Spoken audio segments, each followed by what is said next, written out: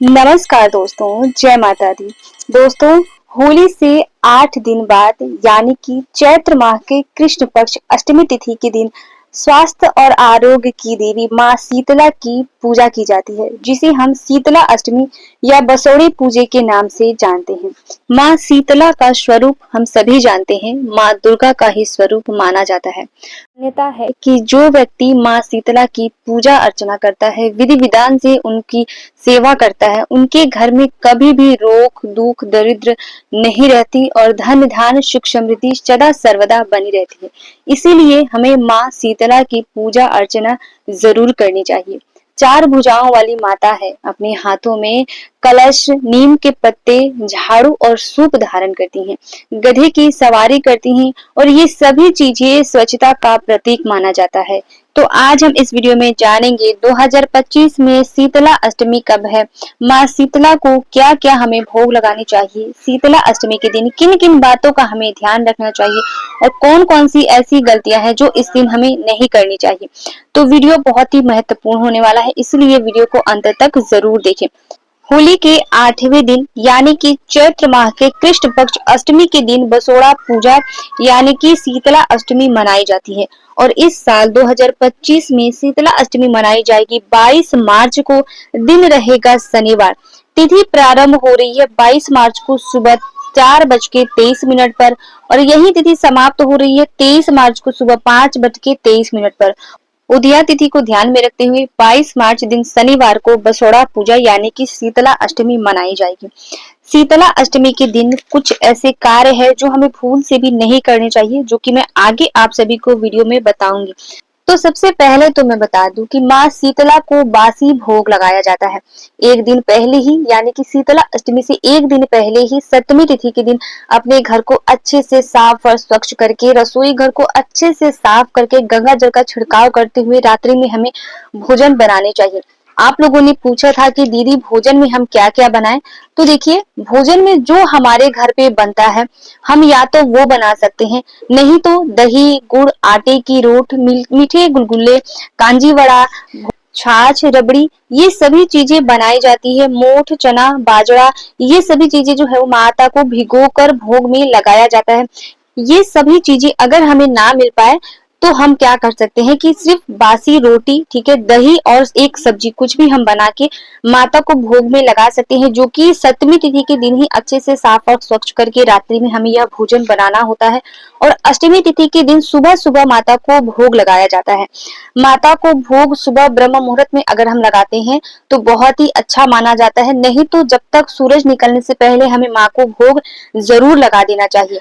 अगर हम बाहर कहीं पूजा करने जाते हैं तो हमें आटे का एक ठंडा दीपक भी अपने साथ जरूर लेकर जाना चाहिए। माँ शीतला की पूजा ठंडी ठंडी चीजों से ही की जाती है। अगर हम माँ की आरती भी करते हैं तो हमें आरती जो है वो पानी से करना होता है। तो इसी तरीके से हम माता की जो है वो पूजा करते हैं। अगर आसपास हमें नीम का वृक्ष मिल जाए तो इस दिन नीम के वृक्ष में माँ शीतला के नाम से 1 लोटा जल हमें जरूर चढ़ानी चाहिए और नीम के पत्ते का झाड़ू बनाकर घर में जितने भी सदस्य हैं उनके ऊपर से अगर हम झाड़ते हैं तो पूरे साल हम निरोगी रहते हैं। माँ शीतला की कृपा हमें विशेष प्राप्त होती है। तो ये सभी कार्य हैं जो हमें करने हैं। माता की बहुत ही सरल पूजा होती है, विधि विधान से हमें अपनी पूजा अर्चना कर लेनी है, ठीक है। तो चलिए अब हम जान लेते हैं कि इस दिन कौन कौन से ऐसे कार्य हैं जो हमें भूल से भी नहीं करने हैं, जिससे माँ जो है वो क्रोधित होती है। तो इसमें सबसे पहला तो मैं यही बोलूंगी कि अष्टमी तिथि के दिन जब तक हम भोग नहीं लगाते हैं तब तक हमें घर में झाड़ू नहीं लगाना चाहिए या आधे दोपहर तक हमें घर में झाड़ू नहीं लगाना चाहिए।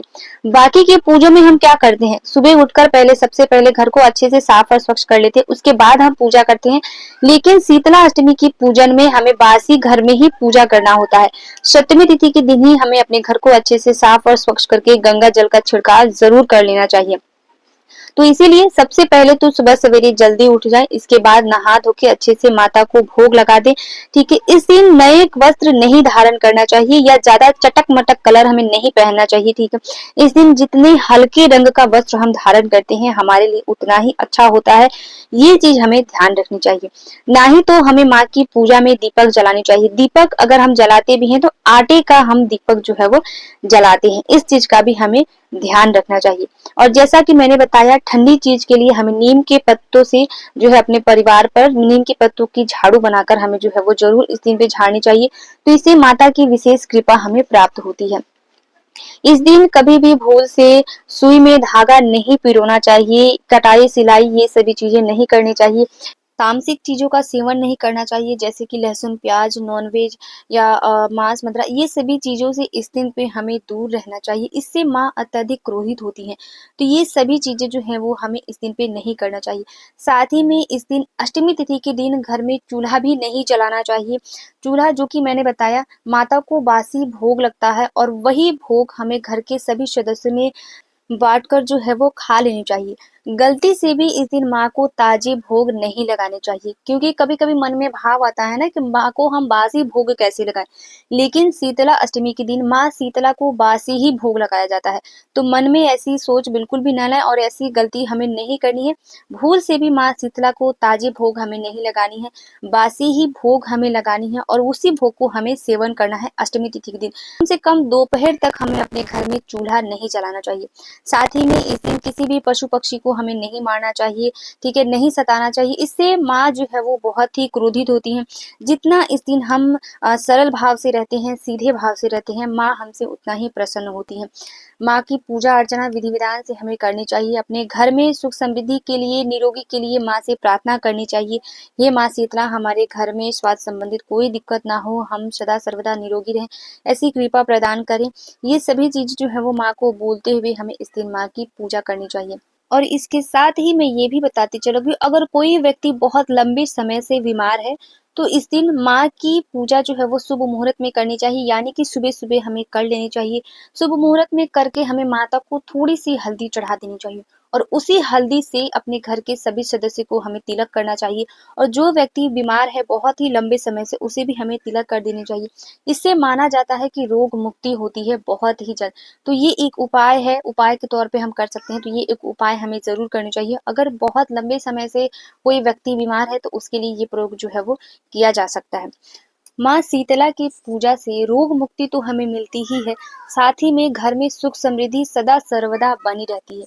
तो इसीलिए हमें माँ शीतला की पूजा अर्चना ज़रूर करनी चाहिए। बहुत ही सरल भाव से, सीधे भाव से हमें माता की पूजा करनी चाहिए।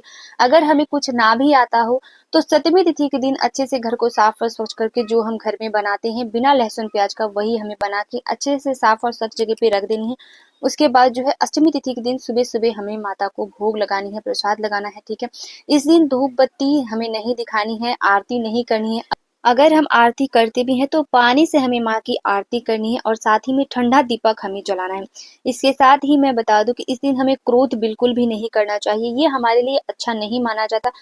तो इसीलिए इस दिन हमें क्रोध भूल कर भी नहीं करना है, ठीक है?